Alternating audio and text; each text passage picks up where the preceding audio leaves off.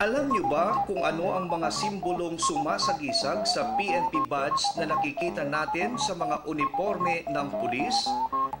Ang badge na nakikita natin sa uniforme ng pulis ay sumisimbolo sa pagkakaisa ng buong hanay ng kapulisan. Kung mapapansin ninyo, ang agila ay sumisimbolo sa mabilis na pagtugon ng mga pulis sa pangangailangan ng sambayanan. Ang PNP Shield naman ay sumisimbolo sa pagtatanggol ng pulis sa bawat Pilipino.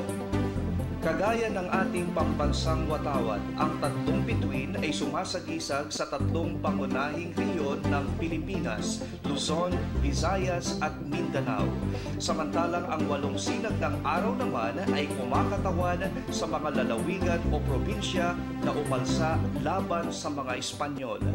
Ang imahe ni Lapu-Lapu ay nagpapakita ng kagitingan ng ating kapulisan at ang dahon ng laurel naman ay sumisimbolo sa talino at tamang pagganap sa tungkulin.